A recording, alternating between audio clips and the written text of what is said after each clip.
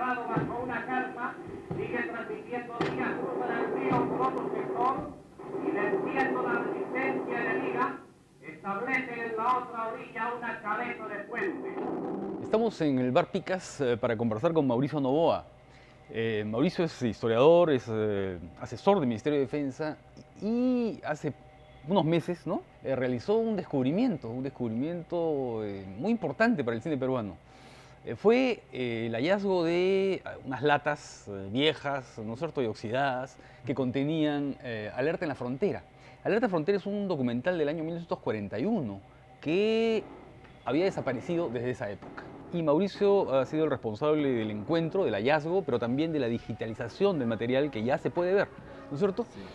Mauricio, cuéntanos un poco cómo fue todo esto. Muchas gracias, Ricardo. Encantado de conversar contigo. El interés que había en estas películas se remite a un interés personal.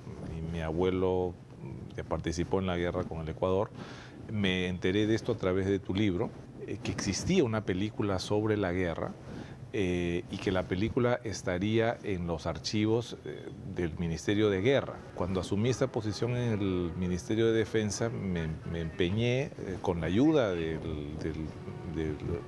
ministro, de la plana mayor del Ministerio y del Ejército en encontrar esta película. Buscamos en el archivo del Ejército, no la encontramos. Y después empezamos a buscar en el resto de archivos históricos y la encontramos finalmente en el Centro de Estudios Históricos Militares. La película efectivamente estaba en estas latas viejas en un lugar abajo de una mesa. Y la primera dificultad fue dónde podíamos ver esto. Encontramos que era una película de 35 milímetros, eso fue el único dato duro que teníamos. Contacté a la Universidad de Lima, quienes inmediatamente me ayudaron en esto, me dieron la sala de la ventana indiscreta y ahí fue por primera vez que vimos que pudo proyectarse la película. Lo que hay que recordar aquí, que es algo que tú mismo has señalado, es que parte de esta película es documental y parte de la película es una producción posterior o paralela, ¿no? Pero claramente todo no es documental, ¿no? La película empieza con una especie de pequeño documental sobre la vida cotidiana en el Perú para darte el contexto de la guerra. Hay una recreación de los primeros incidentes en la frontera en julio del 41 y después están las imágenes, digamos, del ejército, del agrupamiento norte, digamos, a las tres grandes armas del ejército, verlas en acción. Verlas en acción, ¿no? Claro. Tal vez sería interesante conversar sobre las circunstancias en las que se hizo la película, pero también las circunstancias en que desapareció, digamos, por qué quedó archivada, ¿no? Porque, claro, la dirige Kurt Hermann, claro, ¿no? Que era un descendiente de alemanes, pero están vinculados a la película Manuel Truyen, Valdivieso, es decir, un grupo de técnicos que habían trabajado en lo que se conoce como el periodo de Amauta Films, ¿no? Que es este periodo de realización, de producción cinematográfica muy intenso, que va entre el año 37 y el 41, y que la Segunda Guerra Mundial liquidó, ¿no? Porque desapareció la película Virgen, y entonces la empresa cae el año 40. Entonces, son estos cineastas que de alguna manera vienen de la experiencia de Amauta Films y que se dedican a hacer noticiarios, ¿no? Claro. Se dedican a hacer... Entonces, por lo que he podido leer, en fin, sobre este tema, es que ellos pretenden hacer una especie de especial noticioso sobre el conflicto, ¿no? Pero que poco a poco se va extendiendo, van saliendo las cosas, tienen el apoyo del ejército, ¿no es cierto? Y hacen una película de largometraje. Como te repito, es la primera vez que vemos al ejército histórico en movimiento. Efectivamente, claramente uno se da cuenta que Eloy Ureta en esto es una pieza fundamental. Parte del material documental que vemos es precisamente la llegada de Ureta a Lima después que ha vencido, después que se firma el armisticio en agosto del 41, el reconocimiento en el Congreso, su ascenso a general de brigada. Pero quizás la parte más interesante es efectivamente cómo ellos, a través de los contactos que tenían en el ejército, logran subirse a los aviones. Tenemos nosotros tomas de Puerto Bolívar antes de la invasión, de Arenillas, tomas desde el aire, en donde claramente hubo una colaboración entre estos cineastas y cómo la presencia de las tropas peruanas en el Ecuador, ¿no? Y bueno, por la película, sin embargo, con fecha de estreno, luego es prohibida, ¿no? Que es una prohibición negociada, digamos, no es una prohibición como negociada, porque, claro, ha habido una intervención, los cineastas han invertido dinero en esto, y entonces el ejército considera que no es conveniente que la película salga en un momento en que ya se estaba negociando el protocolo de Río. El protocolo de Río, exactamente. ¿No? Entonces, claro, el protocolo ya, eso podía traer dificultades diplomáticas. Mejor no mover ya el tema. Y la película, entonces, es entregada por los cineastas al ministerio para que la película no cede, ¿no? Claro. Y se cancela el estreno.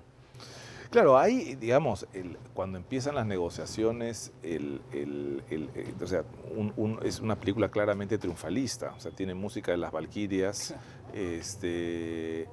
acaba con el desfile de la victoria en el antiguo Estadio Nacional, en donde se muestran, digamos, los estandartes ecuatorianos capturados, las armas capturadas, a todas, digamos, las corporaciones del país, gremios de artesanos, sindicatos desfilando, dando su apoyo al presidente, acaba con un discurso de Prado. Entonces es una película claramente triunfalista. Y de hecho había, digamos, en el ejército peruano, pero sobre todo en los veteranos de la misma guerra, la sensación que la guerra quedó trunca, que se hubiese podido avanzar al menos hasta Guayaquil, digamos, que se hubiese podido consolidar lo que se tomó de la provincia del Oro, que se tomó por entero. Entonces, quizás eso hubiese despertado esos sentimientos, porque lo que uno se olvida cuando lee los periódicos de la época, y no me refiero a los periódicos de Lima, uno lee los periódicos en Mollendo, los periódicos en Trujillo, en Iquitos, ciertamente hubo una movilización nacional en el 41, al igual que hubo una movilización nacional el año 33. Lo que pasa que, claro, ha pasado tanto tiempo que nos hemos olvidado de eso, pero fueron guerras, ambas, la del 33 y la del 41, que realmente generaron una movilización nacional, digamos, apoyo de poblaciones que no eran poblaciones de frontera, porque claro, uno no debería sorprenderse si fue Iquitos y Tumbes y Piura, pero es en todo el Perú donde hay evidencias documentales de estas manifestaciones a favor de la guerra, gente que se enlistaba. Yo te contaba detrás de cámaras que hemos digamos, entrevistado, a raíz de este hallazgo, hemos entrevistado a los pocos veteranos que quedan, y la gran mayoría de estos veteranos eran personas que se enlistaron a los 17 años. ¿Tú sabes que hay otra película que es sobre el conflicto con Colombia, ¿no? Exacto, del claro. año 33, que yo perdí mi corazón en Lima, sí, donde se ve todo esta... Exactamente. Entonces hay ahí una cosa interesante, cómo estas dos guerras terminan produciendo dos películas. Claro. En este caso documental, en el caso de Alerta a la Frontera documental, y en el otro caso un melodrama. Un melodrama, exactamente. Pero un melodrama digamos, con incrustaciones documentales. Así es, ¿no? Así es. Mauricio, es la importancia de recuperar el patrimonio, ¿no? El patrimonio audiovisual, digamos, ¿no? Un patrimonio audiovisual que ha sido muy maltratado en el Perú, ¿no? Sí. Está olvidado, está arrumado, se está malogrando, se está deteriorando, ¿no? Y es un patrimonio importantísimo. Fundamental. ¿No? Y especialmente el sector defensa, digamos, tiene un patrimonio cultural riquísimo. O sea, al ser instituciones añejas, por lo menos el Ejército y la Marina,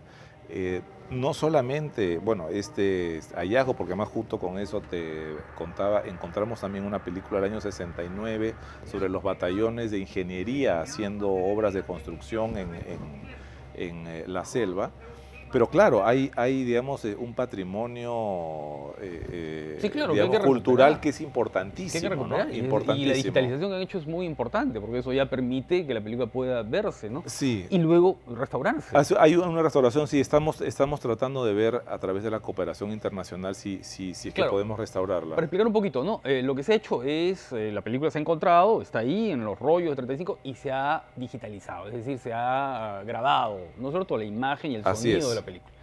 Pero no se ha restaurado, digamos, no se ha hecho el trabajo de limpieza, ¿no es Exactamente, cierto? Que es lo que se va a hacer después. Exactamente. Pero ya la película es visible, se puede ver. Es una película visible, estamos porque además era una buena copia. Estamos, digamos, pensando en algún estreno, digamos, nacional de Claro, la película para que pueda verlo para que se pueda difundir y a partir de ahí, digamos, difundirla lo más posible, porque creo que es algo que hasta todo ahora peruano... solamente se ha exhibido dentro de una exposición artística. Así es, ¿no? nada más. Y que sea algo que todos los peruanos podamos ver, porque Claro. es, digamos, parte de Esa es un poco nuestra la idea. historia. Mauricio, entonces Muchísimas estamos gracias, a la espera Ricardo. de poder verla ¿no es cierto?, en funciones públicas. Esperemos. Sí, eso va a ocurrir de todas maneras. Muchas gracias a ti. Muchísimas gracias a ti. Gracias, Ricardo.